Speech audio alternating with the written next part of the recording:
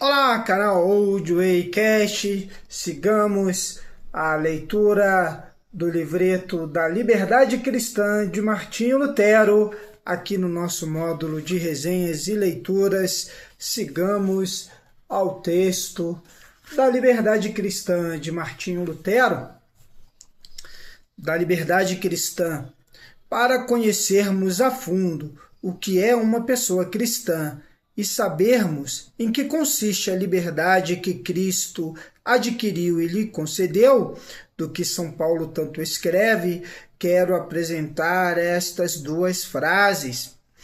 O cristão é senhor livre sobre todas as coisas e não está sujeito a ninguém. Um cristão é um servo prestativo em todas as coisas e está sujeito a todos. Essas duas frases encontram-se claramente em São Paulo, 1 Coríntios 9, verso 19. Sou livre em todas as coisas, contudo fiz-me servo de todos. E adiante em Romanos 13, no verso 8, a ninguém fiqueis devendo coisa alguma, exceto o amor com que vos ameis uns aos outros.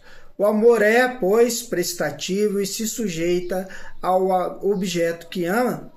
Em Gálatas 4, verso 4, o mesmo é dito acerca de Cristo.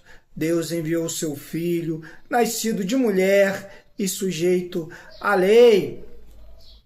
Para se poder entender ambas as afirmações contraditórias entre si sobre a liberdade e a servidão, devemos ter em conta que toda pessoa cristã possui duas naturezas, uma espiritual e outra corporal. Tendo em vista a alma, ela é designada de ser humano espiritual, novo e interior. Segundo a carne e o sangue, é chamada de ser humano corporal, velho e exterior. Por causa dessa diferença, a Escritura contém a seu respeito afirmações nitidamente contraditórias, como mencionei há pouco, no que diz respeito à liberdade e à servidão. Examinemos agora o ser humano interior espiritual para ver o que necessita para que seja e possa ser chamado de uma pessoa cristã agradável a Deus e livre. Nesse ponto, fica claro que nenhuma coisa externa, seja qual for, pode fazer dele alguém agradável a Deus ou livre, pois nem sua piedade e liberdade, nem sua maldade e cativeiro são corpóreos ou externos.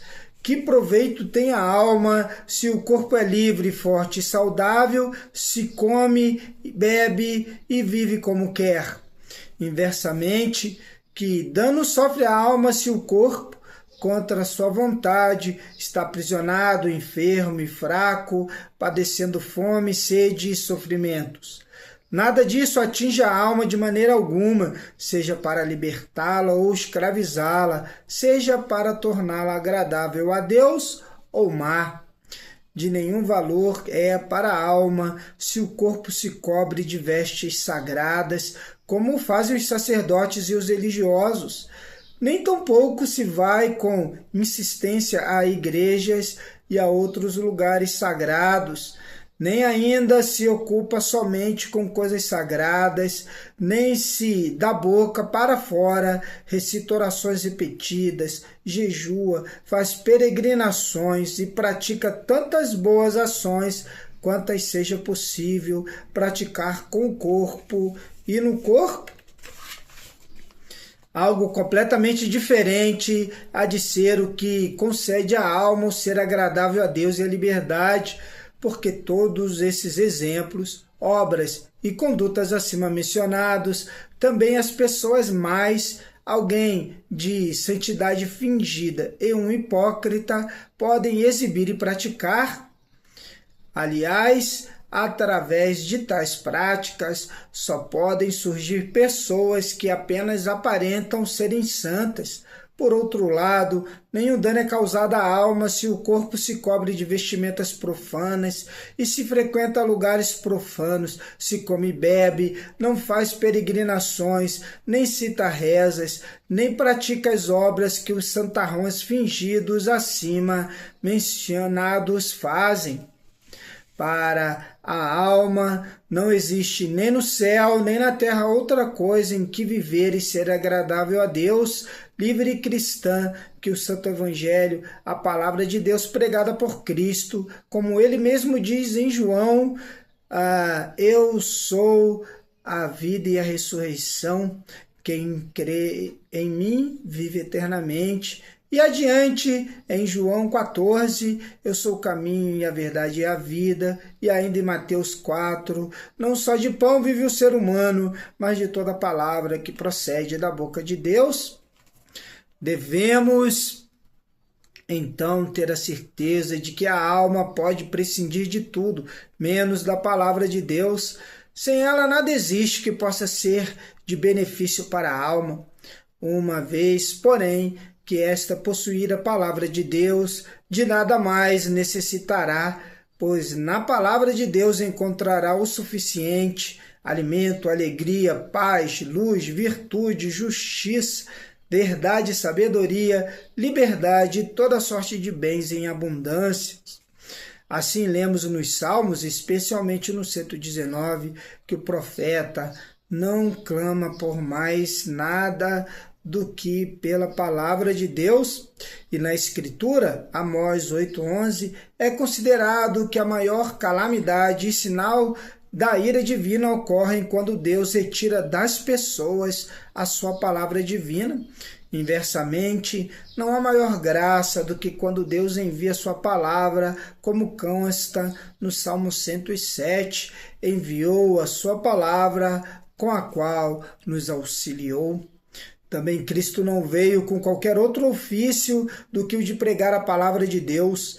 Igualmente, todos os apóstolos, bispos, sacerdotes e, inclusive, todos os líderes espirituais foram chamados e instalados em seus ofícios unicamente em função da palavra de Deus, ainda que hoje, infelizmente, tudo ocorra de modo diferente.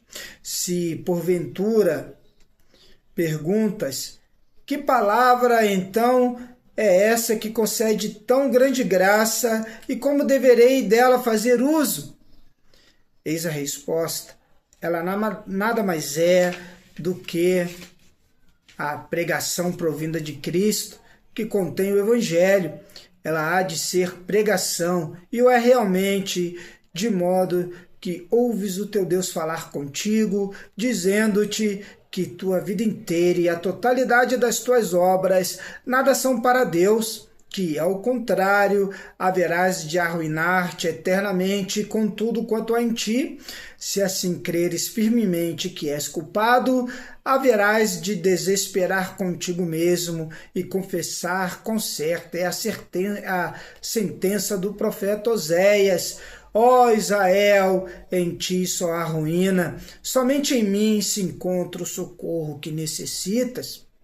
No entanto, a fim de que te seja possível sair de ti mesmo e tomar distância de ti mesmo, isto é, de tua ruína, Deus te apresenta a seu amado Filho Jesus Cristo, e com sua palavra viva e consoladora te diz que deves entregar-te a Ele com fé inquebrantável, confiando inteiramente nele.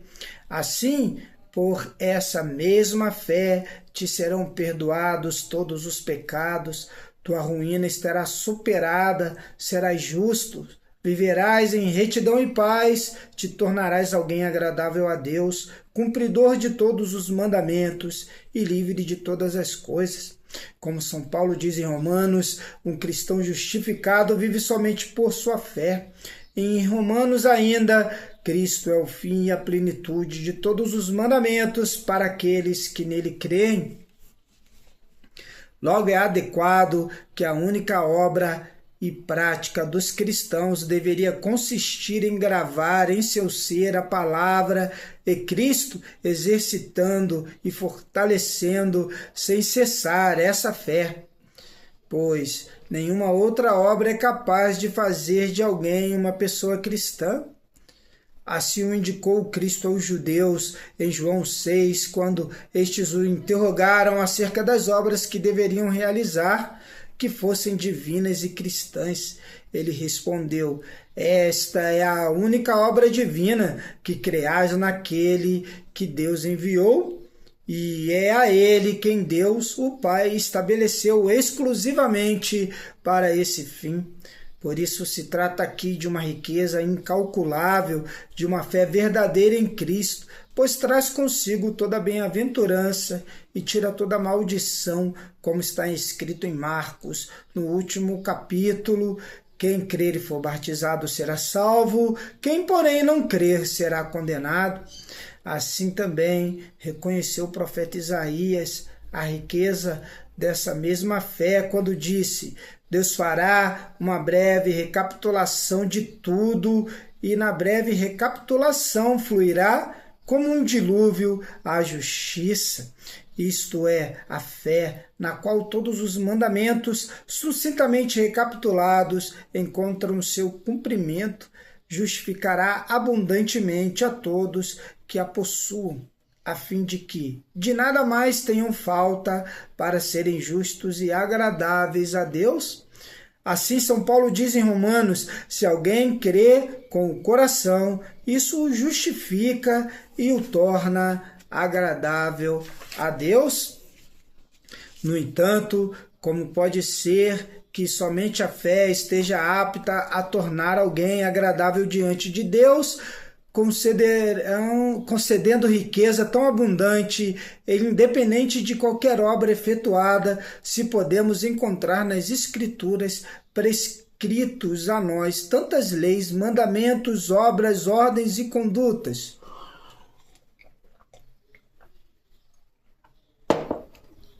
A esse respeito, deve-se-á ter bem em conta, sem esquecê-lo nunca, que só a fé, sem obras, nos torna agradáveis a Deus, livres e bem-aventurados, como logo veremos mais a fundo, pois é preciso saber que toda a Escritura, toda a Sagrada Escritura, é dividida em duas espécies de palavras: os 10 mandamentos, ou a lei de Deus, e promessas ou promissões. Os mandamentos nos ensinam e prescrevem toda classe de boas obras, mas nem por isso já estão cumpridos. Instruem retamente, mas não auxiliam no cumprimento. Ensinam o que é preciso fazer, mas não fornecem a força necessária para realizá-lo. Ou seja, os mandamentos foram promulgados unicamente para que o ser humano possa neles reconhecer sua incapacidade para o bem, aprenda a desesperar-se consigo mesmo. Por essa razão, também levam o nome de Antigo Testamento e pertencem todos ao Antigo Testamento.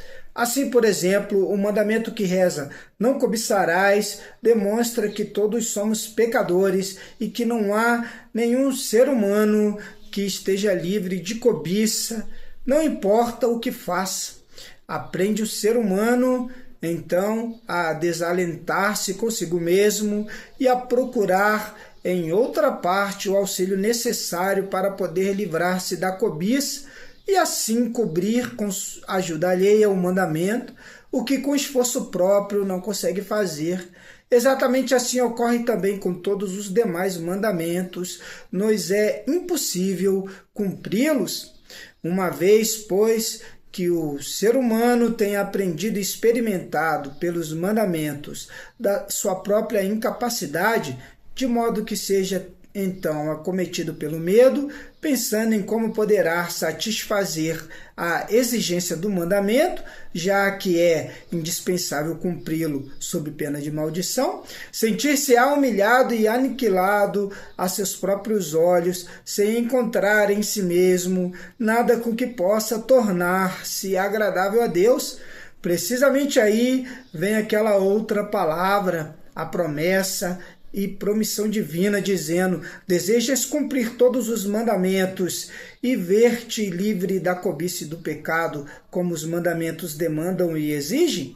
Pois bem, crê em Cristo, em quem te prometo toda graça, justiça, paz e liberdade. Se crês, já possuís tudo. Se não crês, nada tens. Porque o que te é impossível obter com todas as obras exigidas pelos mandamentos, que são muitas, sem que nenhuma seja de proveito, isto te será simples e fácil por meio da fé. Pois na fé depositei diretamente todas as coisas, de maneira que quem tem fé, tudo haverá de ter e será bem-aventurado, mas quem não a tem, nada possuirá. Portanto, as promessas de Deus concedem o que os mandamentos ordenam e cumprem o que eles exigem, a fim de que tudo seja de Deus, o mandamento e o cumprimento. Somente Deus ordena e somente Deus cumpre. Esta é a razão pela qual as promessas de Deus são palavra do Novo Testamento e também fazem parte do Novo Testamento. Paramos aqui a parte 1 da Liberdade Cristã de Martinho Lutero, Old Way Cast, na antiga estrada, a moda antiga.